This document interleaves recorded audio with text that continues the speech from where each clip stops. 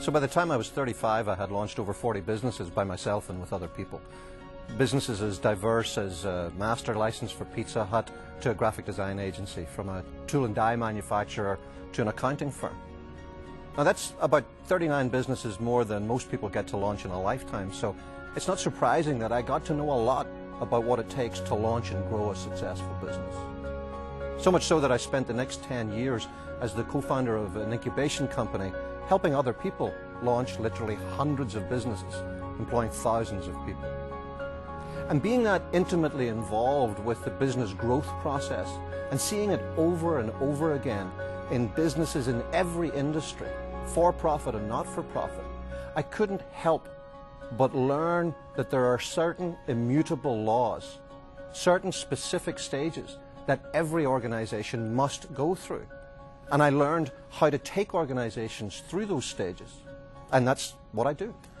I spend my time working with people, helping them understand what stage their business is at right now, what got them there, but most importantly, what they need to do to take them to the next stage in business growth. So you're running your business, your division, your department, your team. You're good at this. You know how to succeed. You knocked it out of the park, and you're enjoying it. And then one day what happens is you look up and it just feels like you're not moving the needle so much. It almost feels like when you put your foot on the gas pedal, the car isn't going forward the way it used to. What's happening is that your organization is moving into a stage that I call treadmill, where the systems and processes that stood you in such good stead, that brought you to the point of success that you're now at, are beginning to stifle entrepreneurship. Les McKeown has over 25 years of global business experience, offering the blueprint every business leader needs to move forward, regardless of industry, size, and market conditions. He is the author of Predictable Success, a playbook that offers a doable, intuitive framework that anyone, anywhere can adopt to move forward.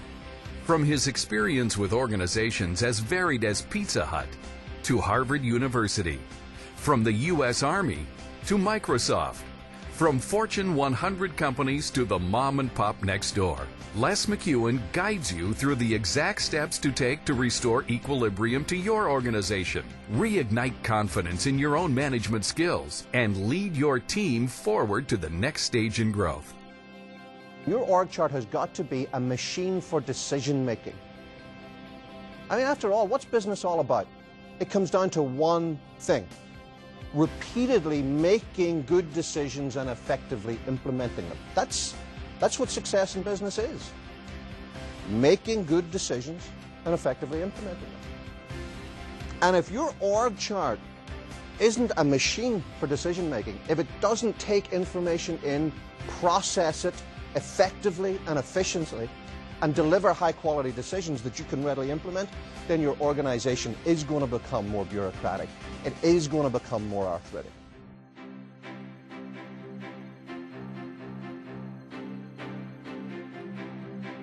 Managers aren't trained necessarily at the outset to manage laterally, to work as peers, to work as colleagues. In fact, most managers develop a proprietorial sense that what they're doing vertically with their team is what's most important, and any demands from over here, any need to service another part of the organization over there is merely a distraction from making sure that their team does the best that they can do. It's vitally important when you hit whitewater that you train and teach and model to your managers that there are no brownie points for managing vertically. That's just taken for granted. That's why they're there. But what you expect and want from them is that they learn to also manage laterally. They learn to link arms. They learn to make decisions effectively together. They learn to pass the baton from one to another. Whenever you've got a large organization, one that has known success for quite some time, and I don't care whether it's a company or a division within that company or a department, a group or a team, when you've known success for some time, One of the things that happens is we begin to become over-dependent on the factors that delivered success in the past. What we do is we assume that if doing X, Y, and Z gave us success last year, then doing another version of X, Y, and Z will deliver success for us this year.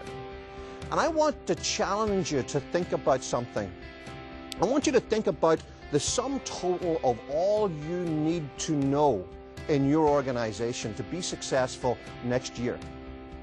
Think about all of the granular data that you need to have to guarantee success next year. And here's the reality. Most of us operate within a very thin slice of all of that necessary information.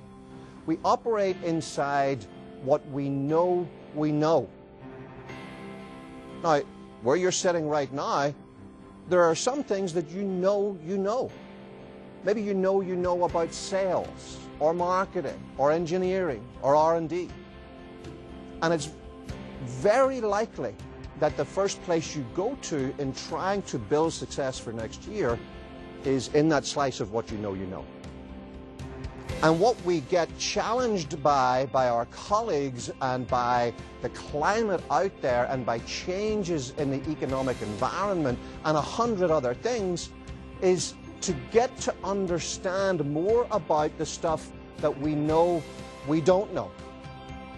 Now you'd think that if you're funding your young business from your credit cards and from Uncle Joe's 401k that you've shaken free, that you'd have a bigger struggle in your hands than, say, a startup that's got $20 million from a venture capital fund. Well, you're both in exactly the same boat, believe it or not. One of the things that the dot-com era showed us is that it doesn't matter how much money you pour into a startup, they still face exactly the same challenge.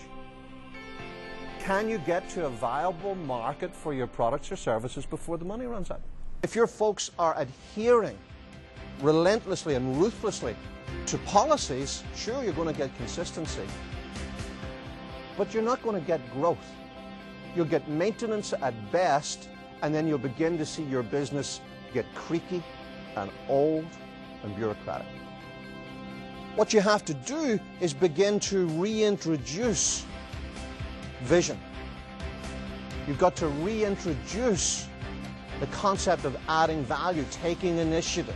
When it comes to finding a path to growth or figuring out how to stay there once you've found it, no one has the depth of understanding, the breadth of experience, or the empowering ability to communicate the immutable principles of success that Les McKeown brings to every event, be it a keynote or an intimate address.